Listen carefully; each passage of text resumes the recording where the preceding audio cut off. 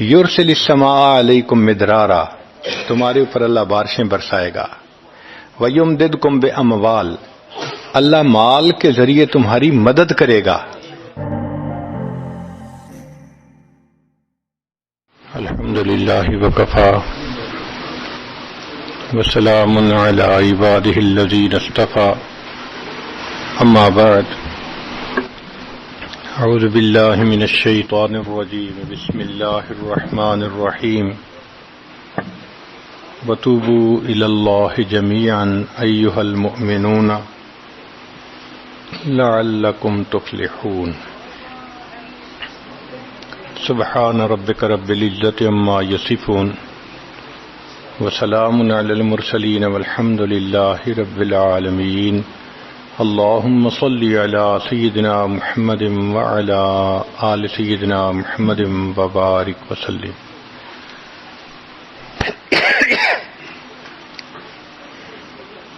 انسان جو کام بھی شریعت و سنت کے خلاف کرتا ہے اس کو گناہ کہتے ہیں۔ اس گناہ سے توبہ کرنا لازم ہوتا ہے۔ ارشاد باری تعالی ہے، وَتُوبُوا إِلَى اللَّهِ جَمِيعًا أَيُّهَا الْمُؤْمِنُونَ لَعَلَّكُمْ تُفْلِحُونَ، اور اے ایمان والو تم سب کے سب اللہ کے سامنے توبہ کرو تاکہ تم فلاح پا جاؤ۔ چنانچہ ابن تیمیہ رحمۃ اللہ علیہ نے الایمان الاوسط ایک کتاب ہے، اس میں 10 اسباب بتائے ہیں جن سے انسان کے گناہ معاف ہوتے ہیں۔ یہ 10 اسباب ہمیں زبانی یاد ہونے چاہیے تاکہ ہم ان کے ذریعے سے اپنے گناہوں کی بخشش کا بندوبست کر لیں۔ سب سے پہلا سبب استغفار۔ استغفار کہتے ہیں کہ اپنے گزرے ہوئے گناہوں پر نادم ہونا۔ شریعت نے کہا الندم توبۃ، ندامت یہ توبہ ہے، اور حدیث مبارکہ میں ہے کہ قیامت کے دن سب سے زیادہ خوش انسان وہ ہوگا من وجد فی صحیفتہ استغفارا کثیرا، جس کے نام اعمال میں کثرت کے ساتھ استغفار لکھا ہوا ہوگا۔ تو ہمیں کثرت سے استغفار پڑھنا چاہیے۔ چنانچہ ایک شخص حضرت حسن اللہ عنہ کے پاس آیا، حضرت بہت گناہ گار ہوں، کوئی عمل بتائیں۔ فرمایا استغفار پڑھو۔ ایک اور آدمی آیا، حضرت بارش نہیں ہو رہی، کوئی عمل بتائیں۔ فرمایا استغفار پڑھو۔ پھر ایک آدمی آیا کہ حضرت بہت قرضہ چڑھ گیا، دعا کریں کہ کوئی اسباب بن جائیں رزق کے، مال کے، تاکہ قرضہ اتر جائے۔ فرمایا استغفار پڑھو۔ پھر ایک شخص آیا کہ حضرت دعا کریں اللہ مجھے بیٹا دے دے۔ فرمایا استغفار کرو۔ ایک آدمی آیا میرا باغ ہے، دعا کریں کہ میرا پھل زیادہ لگے۔ فرمایا استغفار کرو۔ ایک آدمی آیا میری کھیتی باڑی کی زمین ہے، دعا کریں پانی اندر سے نکل آئے۔ فرمایا استغفار کرو۔ اب سننے والا حیران کہ مختلف لوگ مختلف ضروریات آ کر بیان کرتے رہے، سب کے لیے ایک ہی جواب۔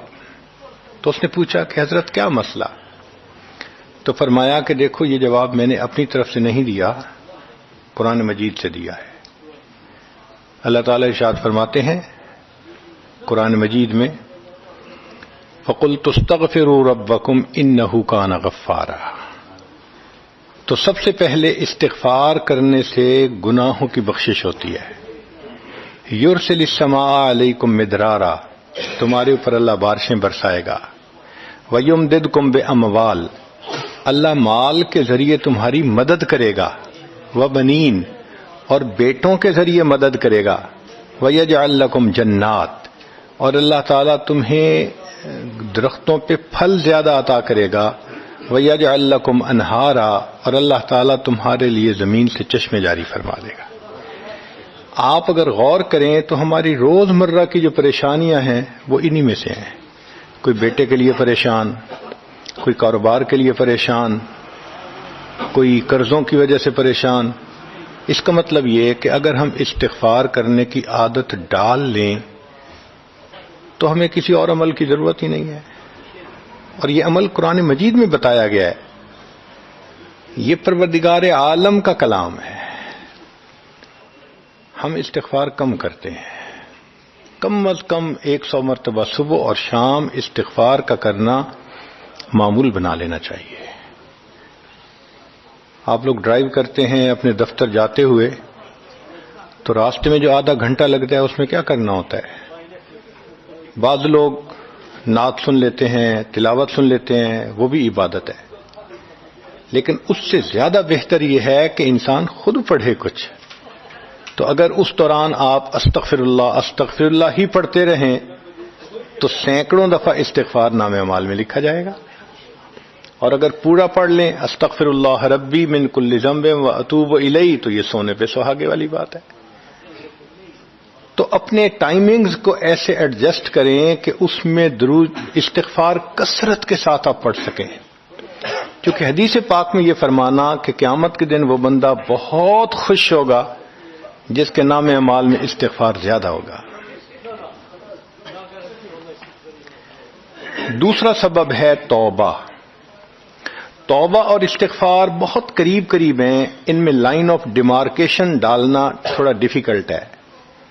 مگر علماء نے لکھا ہے کہ استغفار پچھلے گناہوں پہ ریپینٹنس کو کہتے ہیں، اور توبہ آئندہ گناہوں کو کمٹ نہ کرنا، اس کی کمٹمنٹ کرنا، عزم کرنا، اس کو کہتے ہیں.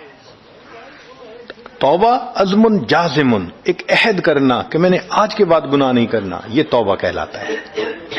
تو گویا توبہ کا تعلق آئندہ گناہ نہ کرنا، استغفار کا تعلق پاسٹ کے ساتھ ہے کہ میں نے جو کیا برا کیا، اللہ بس میری غلطی کو پلیز معاف کر دیں، اس کو استغفار کہتے ہیں. اور یہ استغفار کا حکم اللہ رب العزت نے اپنے حبیب صلی اللہ علیہ وسلم کو دیا. فسبح بحمد ربک واستغفرہ، حکم ہے، صیغہ ہے امر کا. اللہ کے محبوب صلی اللہ علیہ وسلم کو اگر یہ حکم ہے تو سوچئے پھر ہمیں استغفار کرنے کی کتنی ضرورت ہے. توبہ ہر بندے پہ کرنی ضروری. چنانچہ کافر ہے تو وہ کفر سے توبہ کر کے مسلمان بن جائے، مومن ہے گناہوں سے توبہ کر کے نیک بن جائے. جو نیک ہے وہ جو اپنے اعمال کے اندر غفلت ہوتی ہے، نماز کی غفلت، ذکر میں غفلت، تلاوت میں غفلت، اس غفلت سے توبہ کرے. اور جو کہے کہ جی میں تو اس سے بھی توبہ کرتا ہوں، تو بھئی ہم جو اعمال کرتے ہیں یہ اس کوالٹی کے تو نہیں کہ اللہ تعالیٰ کے ہاں قبولیت پا سکیں. اب پھر استغفار کرنا کہ اللہ اس کو قبول کر لیجئے، کیونکہ اللہ کے محبوب صلی اللہ علیہ وسلم نے فرمایا ما عبدنا کا حق کا عبادتک، اے اللہ ہم نے عبادت نہیں کی جیسے عبادت کرنے کا حق تھا. اگر سید الاولین والآخرین صلی اللہ علیہ وسلم یہ فرماتے ہیں، ہم کس کھیت کی گاجر مولی ہیں، ہماری عبادتیں کیا عبادتیں ہیں. تو استغفار کرنا، توبہ کرنا ہم میں سے ہر بندے پر لازم ہے. تیسری چیز جس سے کہ گناہ معاف ہوتے ہیں، الحسنات الماحیہ، نیکیاں. جو انسان نیک اعمال کرتا ہے تو گناہ دھل جاتے ہیں. نیک اعمال کی مثال صابن کی ہے، گناہوں کی مثال میل کی سی ہے. صابن جتنا زیادہ لگتا ہے اتنا میل دھل جاتی ہے. ان الحسنات یذہبن السیئات. یہاں شیطان دھوکہ دیتا ہے. مثلا اگر کوئی بچہ تعلیم پا رہا ہے مگر کوئی گناہ بھی کرتا ہے، تیرے علم کا کیا فائدہ، گناہ تو چھوڑتا نہیں. بھائی اگر گناہ کرتے ہیں تو علم تو الٹا ان گناہوں کو دھوئے گا، وہ علم ہی چھڑوا دیتا ہے تاکہ دھونے کا مسئلہ ہی نہ رہے. اب عورت سوچے گی میں پردہ تو کرتی نہیں، نمازوں کا کیا فائدہ. یہ دھوکہ ہے شیطان کا. بھئی آپ نمازیں پڑھتی رہو، اس نمازوں کی برکت سے اللہ پھر پردے کی بھی توفیق دے دیں گے. تو نیکی نہیں چھوڑنی چاہیے کبھی بھی. یہ سوچ کے جی میں اچھا تو ہوں نہیں، کیا فائدہ. فائدہ ہے. جب اللہ فرما رہے ہیں کہ نیکیاں گناہوں کو دھو دیتی ہیں، بھئی گناہ تو ہم چھوڑتے نہیں اور نیکی آرام سے چھوڑ دیتے ہیں، یہ کہاں کی لاجک ہے؟ تو اس لیے نیکی بھاگ بھاگ کے کرنی چاہیے. اگر گناہ ہیں تو نیکی اور زیادہ کریں تاکہ نیکی کی برکت سے گناہوں کی ظلمت ختم ہو جائے اور دھل جائے. حدیث پاک میں ہے بندہ گناہ کرتا ہے لکھ دیا جاتا ہے، دوسرا گناہ، تیسرا، 5 گناہ کرتا ہے، پھر اس کے بعد وہ ایک نیکی کرتا ہے تو نیکی والا فرشتہ کہتا ہے کہ دیکھو اللہ کے ہاں دستور ہے من جاء بالحسنۃ فلہ عشر امثالھا، اس کو 10 نیکیاں ملنی تھیں، تم نے 5 گناہ لکھے ہیں نا، اچھا تم 5 گناہ مٹا دو، میں نامہ اعمال میں 10 نیکیوں کی بجائے صرف 5 نیکیاں بیلنس وہ ڈال دیتا ہوں. چنانچہ 5 گناہ مٹا دیے جاتے ہیں، 5 نیکیاں نامہ اعمال میں لکھ دی جاتی ہے. اس لیے خوب نیکی کرنی چاہیے تاکہ اللہ تعالیٰ گناہوں کی ظلمت سے ہمیں محفوظ فرما دے. چوتھی چیز جس سے کہ گناہ معاف ہوتے ہیں، دعاء المؤمنین للمؤمن، جو ایمان والے ایک دوسرے کے لیے دعائیں کرتے ہیں اس سے بھی گناہ معاف ہوتے ہیں. چنانچہ عمر لانو جا رہے تھے عمرے کے لیے، نبی علیہ السلام نے فرمایا اے بھائی ہمیں اپنی دعاؤں میں نہ بھولنا. تو نبی علیہ السلام نے امت کو تعلیم دی کہ ایک دوسرے کو دعاؤں کے لیے کہنا چاہیے. یہ بہت اچھی عادت ہے کہ جب کسی سے ملیں جی ہمیں اپنی دعاؤں میں یاد رکھیں، والدین کو کہنا، بڑوں کو کہنا، دوستوں کو کہنا. کیا معلوم کس کی مانگی ہوئی دعا کام آ جائے. اس دعا کا فائدہ ہوتا ہے نا، تبھی تو قرآن مجید میں دعا سکھائی گئی، ربنا اغفر لنا ولاخواننا الذین سبقونا بالایمان، اے اللہ جو ہم سے پہلے ایمان والے چلے گئے ان کی بھی مغفرت فرما دے. تو فائدہ ہوتا ہے تو قرآن نے دعا سکھائی ہے نا. تو ایمان والوں کی دعاؤں سے دوسرے ایمان والوں کو فائدہ ہوتا ہے. حدیث پاک میں ہے دوست کی دعا دوست کے پیٹھ پیچھے رد نہیں کی جاتی، کیوں؟ اس میں خلوص ہوتا ہے. تو اس لیے حدیث پاک میں ہے، مسلم شریف کی روایت ہے کہ اگر کوئی آدمی فوت ہو جائے اور 40 آدمی جنازہ پڑھ لیں جو ایمان والے ہوں، توحید والے ہوں، فرمایا ما من رجل مسلم یموت فیقوم علی جنازتہ 40 رجلا لا یشرکون باللہ شیئا الا شفعهم اللہ فی. اللہ 40 بندوں کی نماز جنازہ کو قبول کر کے میت کی مغفرت فرما دیتے ہیں. 5واں عمل ما یعمل للمیت من اعمال البر، ہم اپنے فوت شدہ لوگوں کے لیے جو نفل کے کوئی نیک کام کرتے ہیں اس سے بھی ان کے گناہ معاف ہوتے ہیں. مثلا صدقہ کر دیا، قرآن پاک پڑھا، ان کو بخش دیا، ان کی طرف سے عمرہ کیا، حج کیا، ان نفلی اعمال کا ثواب ان کو ملتا ہے. اس کی وجہ سے ان کے گناہوں کو معاف کر دیا جاتا ہے. چنانچہ حضرت شیخ الحدیث رحمۃ اللہ علیہ نے فضائل ذکر میں یا کسی اور کتاب میں واقعہ لکھا ہے کہ ایک اللہ والے تھے، قبرستان کے قریب سے جاتے ہوئے انہوں نے کچھ پڑھ کے قبرستان والوں کو بخش دیا. رات خواب دیکھا کہ وہی قبرستان والے ہیں اور ایک آدمی آتا ہے جیسے کوئی ڈاک تقسیم کرنے والا ڈاکیا ہوتا ہے، اور سب اس کی طرف بھاگ پڑتے ہیں جیسے ڈاک لینے کے لیے ہوں. ایک بندہ پیچھے آرام سے بیٹھا ہوتا ہے. وہ پوچھتا ہے کیا معاملہ؟ وہ کہتا ہے کہ یہ فرشتہ آیا ہے، روزانہ کی جو ڈاک آئی ہے نا نیکیوں کی، جو اولاد نے، رشتہ داروں نے، دوستوں نے کیے، لہذا وہ اعمال نیکیاں ملتی ہیں تو یہ سب لوگ جاتے ہیں کہ نیکیاں ملیں گی، ہمارا درجہ بڑھے گا. اس نے کہا کہ آپ کو ضرورت نہیں ہے. کہنے لگا ہاں میں لے لوں گا، مگر میرا ایک بیٹا ہے جسے میں نے قرآن پاک کا حافظ بنایا، اس کی دکان ہے، وہ سارا دن دکان پہ بیٹھا رہتا ہے اور ساتھ ساتھ قرآن پڑھتا رہتا ہے، تو مجھے اتنی نیکیاں مل جاتی ہیں کہ میں بعد میں لے لوں گا. اس نے کہا بیٹا کہاں؟ اس نے کہا فلاں جگہ دکان ہے. وہ اللہ والے جب وہاں گئے اگلے دن تو دیکھا کہ ایک نوجوان ہے اور وہ بیٹھا ہوا ہے، گاہک آتا ہے تو اس کو سودا بیچ دیتا ہے، جب گاہک کوئی نہیں ہوتا تو وہ قرآن پڑھنا شروع کر دیتا ہے. تو وہ سمجھ گیا کہ میرا خواب سچا تھا، اس بچے کے قرآن پڑھنے سے اس کے والد کو خوب بینیفٹ مل رہا ہے.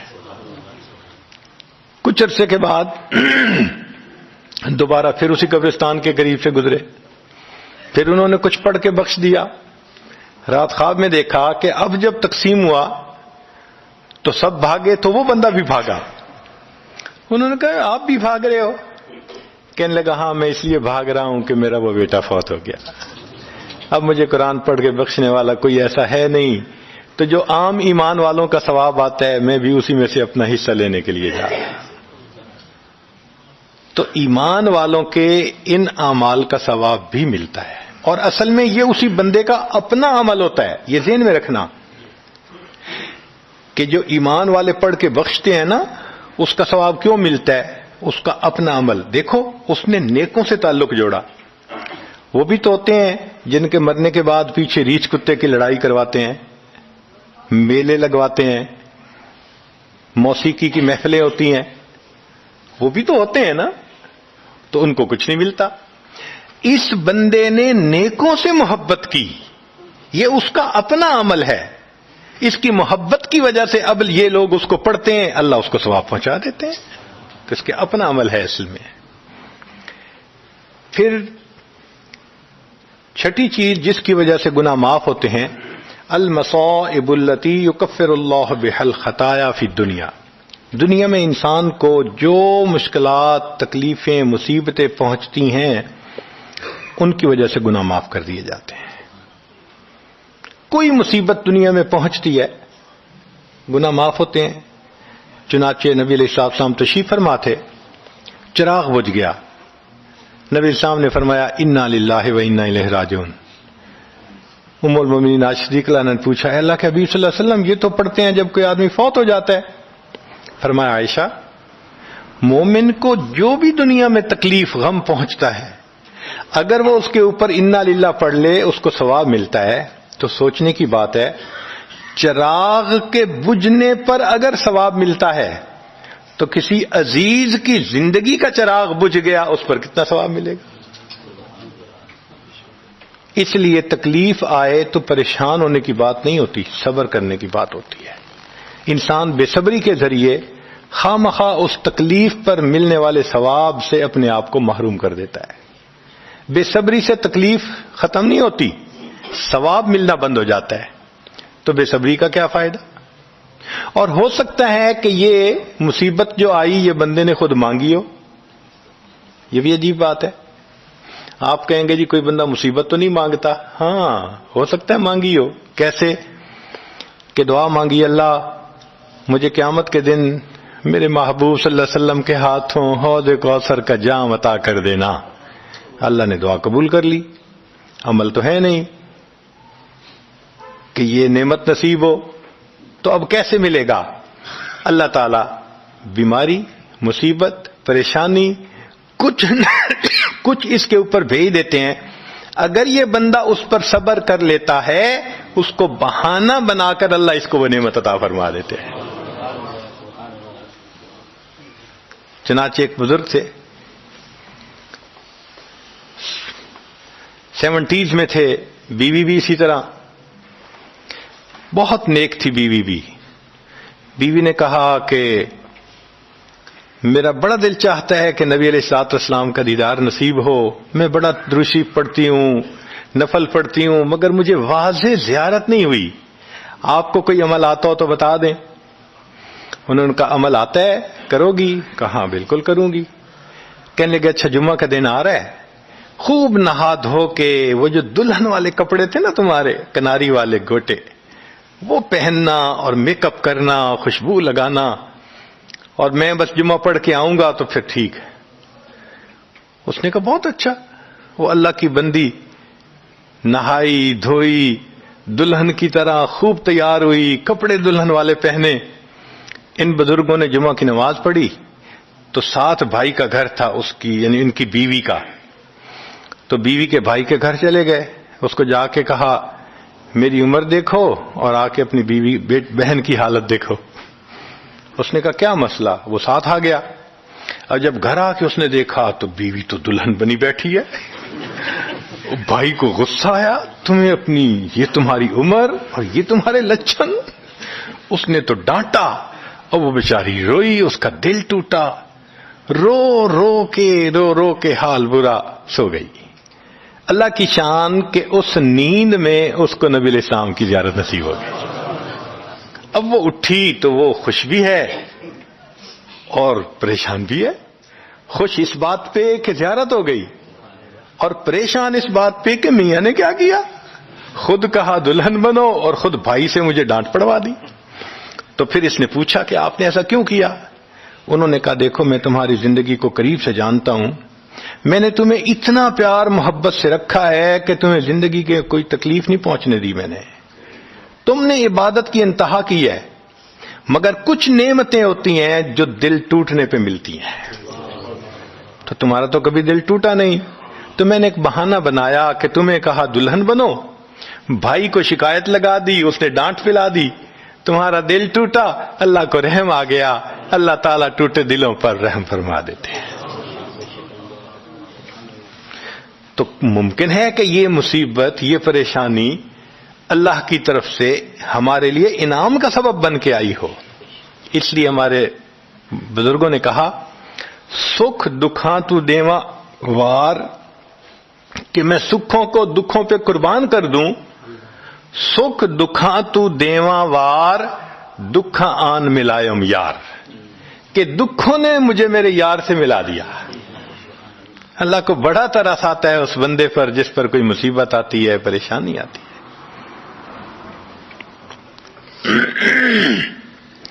پھر ساتویں چیز جس سے کہ گناہ معاف ہوتے ہیں، ما يحصل فی القبر من الفتنة والزغطة والروعة. قبر کے اندر انسان جب جائے گا تو اس کو وہاں پر زغط قبر پیش آئے گا. قبر دباتی ہے، اس قبر کے دبانے سے بھی گناہ معاف ہوتے ہیں.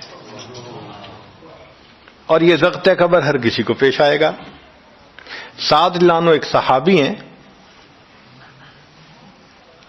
نبی علیہ السلام نے ان کا جنازہ پڑھایا اور اللہ کے محبوب صلی اللہ علیہ وسلم پنجوں کے بل چلنے لگے. تو صحابی نے پوچھا اے اللہ کے حبیب صلی اللہ علیہ وسلم آپ ایسے چل رہے ہیں؟ فرمایا سعد کی نماز جنازہ میں شرکت کے لیے اتنے فرشتے آسمان سے اتر آئے، مجھے پاؤں رکھنے کی جگہ نہیں مل رہی. یہ پھر حدیث پاک میں آتا ہے کہ نبی علیہ السلام نے فرمایا سعد کی وفات پر اللہ کا عرش بھی 3 دن تک روتا رہا. جن کی وفات پہ اللہ کا عرش روئے، اللہ کے فرشتے جنازے میں اتریں، کیسے اللہ کے مقبول بندے ہوں گے. پھر نبی علیہ السلام نے فرمایا سعد کو بھی زغط قبر پیش آیا. تو اس کا مطلب یہ ہے کہ یہ زغط قبر تو پیش آنا ہی ہے، ہر کسی کو آنا ہے، کوئی بھی ہو. اب یہ عجیب سی بات ہے، مگر اس کو سمجھیں کہ کیوں پیش آنا ہے. آپ اگر کسی ریسٹورنٹ پہ جائیں اور جا کے سویٹ ڈش کھائیں یا کباب کھائیں تو بل پے کرنا پڑتا ہے نا. گروسری سٹور سے جا کے کوئی چیز لائیں، بل پے کرنا پڑتا ہے نا، ہر چیز کا بل ہوتا ہے نا. اس دنیا میں انسان جو مزے لیتا ہے بھلے جائز صحیح، ان کی بھی ایک کاسٹ ہے اور وہ اسے پے کرنی پڑے گی، اور وہ کاسٹ زغط قبر سے پے ہوگی.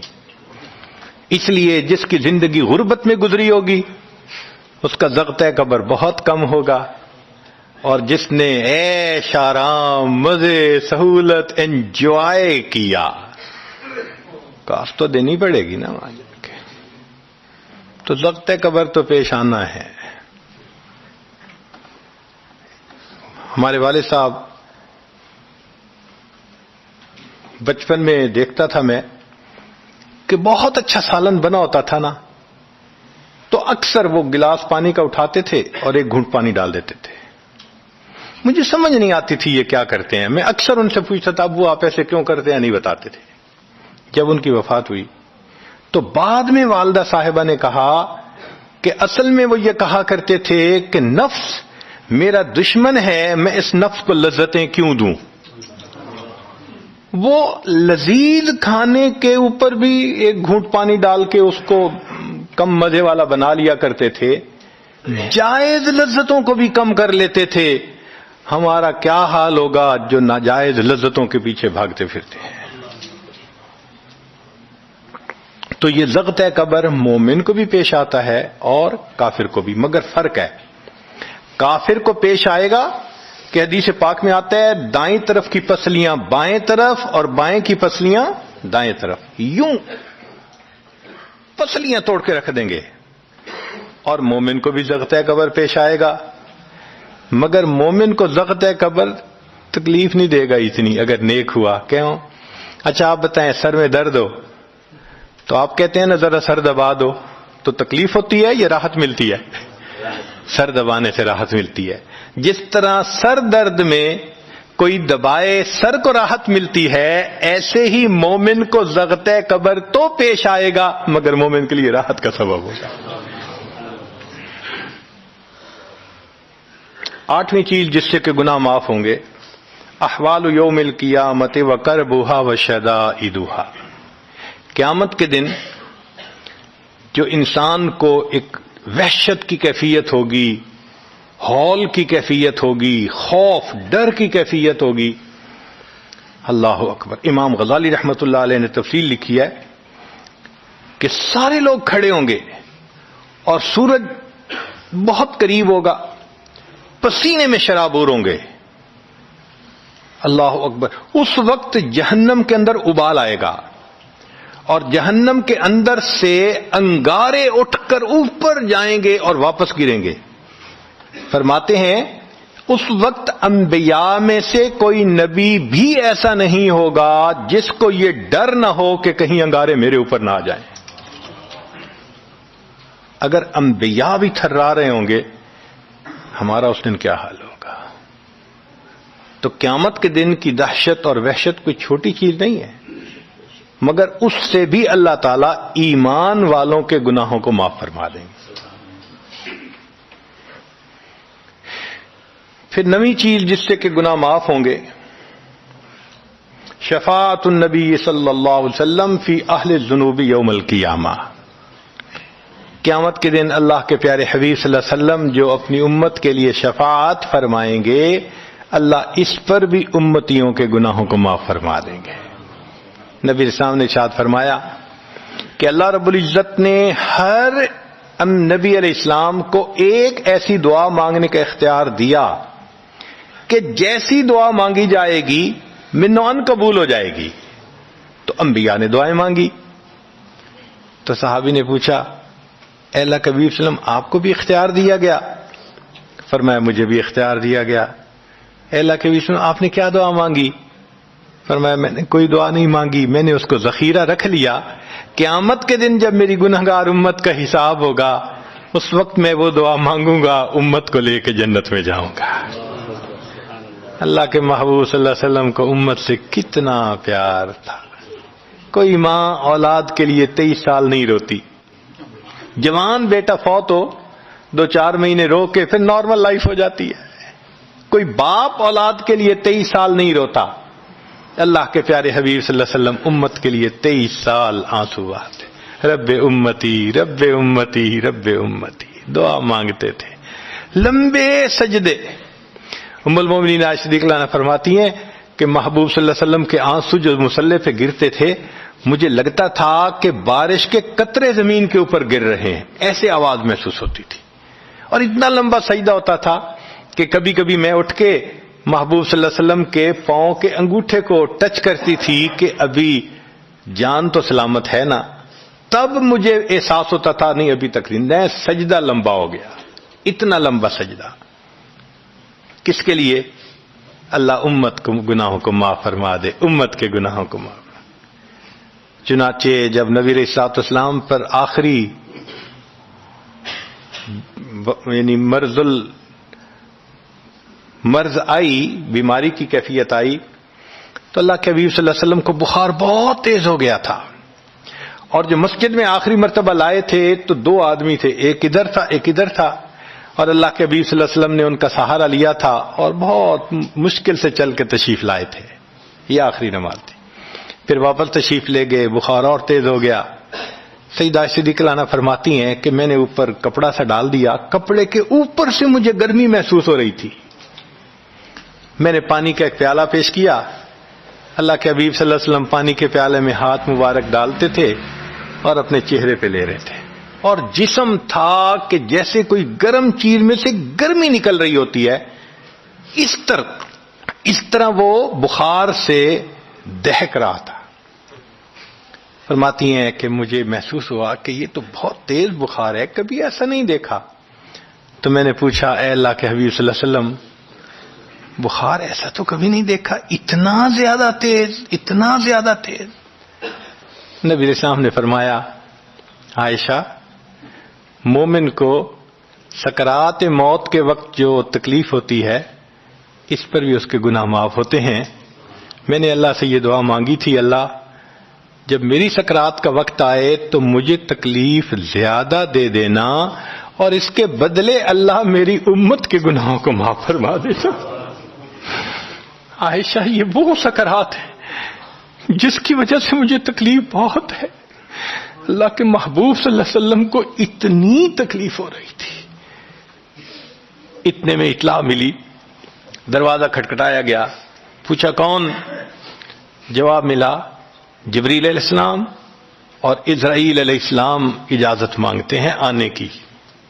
نبی علیہ السلام نے فرمایا جبریل اندر آ جائیں۔ تو جبریل آئے۔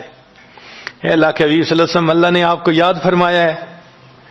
نبی علیہ السلام نے فرمایا جبریل، اللہ تعالیٰ سے پوچھ کے یہ پہلے بتاؤ میرے بعد میری امت کا کیا حال ہوگا، پہلے پوچھ کے بتاؤ۔ جبریل علیہ السلام نے اللہ تعالیٰ سے پوچھا، رب کریم نے کہا، فرمایا میرے محبوب سے جا کر کہہ دو اے محبوب، آپ کے بعد آپ کی امت کو تنہا نہیں چھوڑیں گے۔ جب نبی علیہ السلام کو تسلی ہو گئی، محبوب نے فرمایا اچھا ملک الموت کو بھی اندر آنے دو۔ اللہ کے محبوب صلی اللہ علیہ وسلم کو امت سے ایسی محبت تھی، اللہ اکبر۔ چنانچہ حدیث پاک میں ہے کہ نبی علیہ الصلوۃ والسلام نے فرمایا خیرت بین ان یدخل نصف امتی الجنہ و بین شفاعہ، اللہ رب العزت نے مجھے چوائس دیا، اختیار دیا کہ اے میرے حبیب صلی اللہ علیہ وسلم، آپ چاہیں تو آپ کی آدھی امت کو بلا حساب جنت بھیج دیں گے، اور آپ چاہیں تو جن کی آپ شفاعت کریں ان کو بھیجیں گے۔ نبی علیہ السلام فرماتے ہیں فاخترت الشفاعہ، میں نے شفاعت کو چن لیا، لأنہا اعم و اکثر، اس لیے کہ میری شفاعت پر آدھی سے زیادہ امت کے لوگ جنت میں چلے جائیں گے۔ اللہ اکبر۔ پوچھنے والے نے پوچھا اے اللہ کے حبیب صلی اللہ علیہ وسلم، اترونہا للمتقین، کیا آپ کی شفاعت نیکوں کے لیے ہوگی؟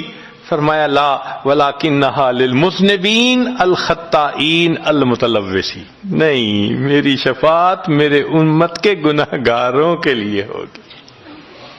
اللہ کے حبیب صلی اللہ علیہ وسلم کی شفاعت کا نصیب ہو جانا یہ بھی گناہوں کی بخشش کا سبب ہے۔ مگر شفاعت کس کو نصیب ہوگی اس کی بھی تفصیل سن لیجئے۔ کچھ لوگ ہوتے ہیں سنت کو دیکھتے ہیں، ان کا دل خوش ہو جاتا ہے، وہ سنت رکھنے والے کو انکریج کرتے ہیں، اس کو مورل سپورٹ دیتے ہیں، نہیں تم نے اچھا کیا۔ اور کچھ وہ ہوتے ہیں کہ جو دیکھتے ہیں چہرے پہ سنت سجی، کیا ملا بن گئے، کیا تم نے چہرے پہ کر لیا۔ علماء نے لکھا جس نے سنت کو دیکھ کر ناگواری کا اظہار کیا اس نے اپنے آپ کو شفاعت سے محروم کر لیا۔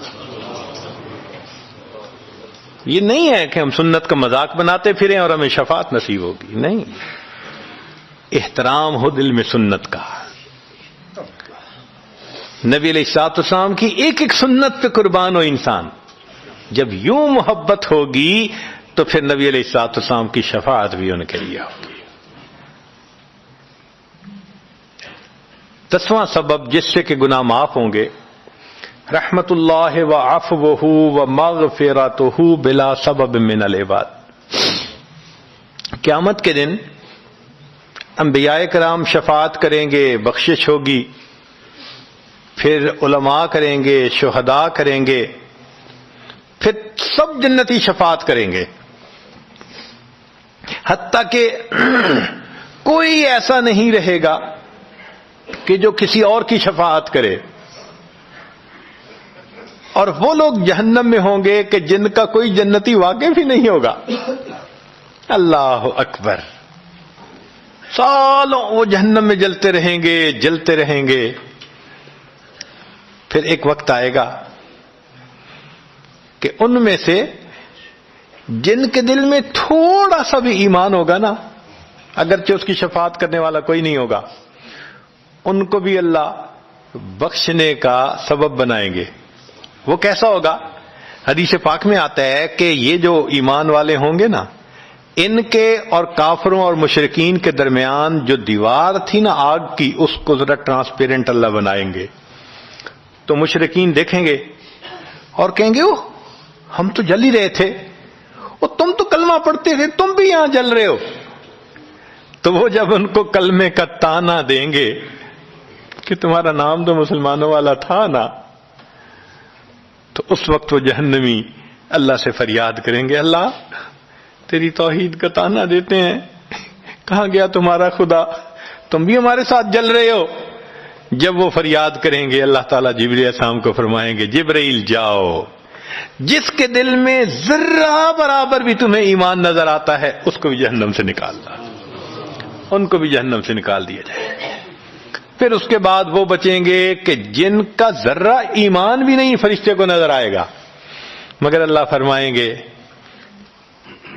انبیاء نے بھی شفاعت کر لی، شہداء نے بھی، علماء نے بھی، جنتیوں نے بھی.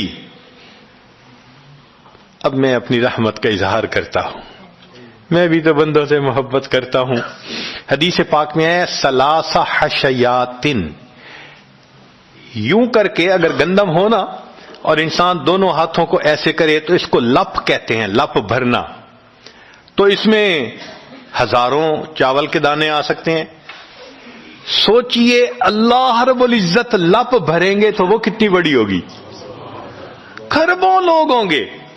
ایک لپ کو بھر کے نکالا جائے گا، پھر دوسری کو نکالا جائے گا، پھر تیسری لپ بھر کے نکالیں گے. پھر ایک حوض ہوگا، کہا جائے گا جہنمی کو اغتسل فی ھذا الغدیر، اس حوض کے اندر تم جاؤ غسل کرو. جب وہ غسل کریں گے بالکل ان کے جسم صحیح سلامت ہو جائیں گے. پھر اللہ تعالیٰ ان کو جنت عطا فرمائیں گے، مگر ان کے ماتھے پر لکھا ہوا ہوگا اتقاء الرحمن، کہ رحمان نے اپنی رحمت سے ان کو رعایتی پاس کر دیا. وہ جنت میں جائیں گے. اب جو جنت میں جائیں گے تو جنتی لوگ ان کے ساتھ ملیں گے، خوش ہوں گے، مگر کہیں کہیں کوئی ان کو کہے گا ہم تو اللہ کے فضل سے سیدھا آ گئے، تم تو آیا فلاں جگہ سے آئے ہو نا، رعایتی پاس ہو. اب جب ان کو رعایتی پاس کا تانا ملے گا تو ان کو عجیب لگے گا. پھر ایک وقت آئے گا کہ یہ سب اتقاء الرحمن اللہ کے سامنے فریاد کریں گے، اللہ آپ نے اپنی رحمت سے جہنم سے نکال دیا، جنت بھیج دیا، یہ جو مہر ایک لگا دی یہ بھی تو اتار دیجئے نا. تو اللہ تعالیٰ ان کی مہر کو ختم فرمائیں گے اور یہ جنت میں رہنے لگ جائیں گے. امام غزالی رحمت اللہ علیہ اس واقعے کو نقل کرنے کے بعد لکھتے ہیں میرا کوئی عمل ایسا تو نہیں کہ میں امید کروں کہ میں جنت چلا جاؤں گا، کاش اللہ مجھے ان اتقاء الرحمن میں شامل فرما لیتے، کاش کہ اللہ تعالیٰ مجھے ان اتقاء الرحمن میں شامل فرما لیتے. بے گناہوں میں چلا زاہد جو اس کو دیکھنے، مغفرت بولی ادھر آ میں گنہگاروں میں ہوں، وہ کرشمے شان رحمت نے دکھائے روز حشر، چیخ اٹھا ہر بے گناہ میں بھی گنہگاروں میں ہوں. اللہ اکبر. حضرت قاری طیب صاحب رحمت اللہ علیہ ایک کتاب میں لکھتے ہیں اتنا اللہ کی رحمت کا ظہور ہوگا، اتنا ظہور ہوگا اس دن، ایک ایسا وقت آئے گا کہ شیطان بھی سر اٹھا کر دیکھے گا، اسے بھی امید لگے گی شاید میری بھی مغفرت کر دی جائے. وَكَانَ بِالْمُؤْمِنِينَ رَحِيمًا. اللہ تعالیٰ قیامت کے دن اپنی رحمت کا اظہار فرمائے. اللہ کرے قیامت کے دن اللہ کی رحمت سے ہمارا کام بن جائے. اللہ تعالیٰ ہمیں اپنے گناہوں سے سچی توبہ کرنے کی توفیق عطا فرمائے، اور اللہ تعالیٰ ہمیں اپنے بخشش کیے ہوئے گناہگار بندوں کی قطار میں قیامت کے دن شامل فرمائے. وآخر دعوانا ان الحمد للہ رب العالمین۔ اللہ اللہ اللہ اللہ اللہ اللہ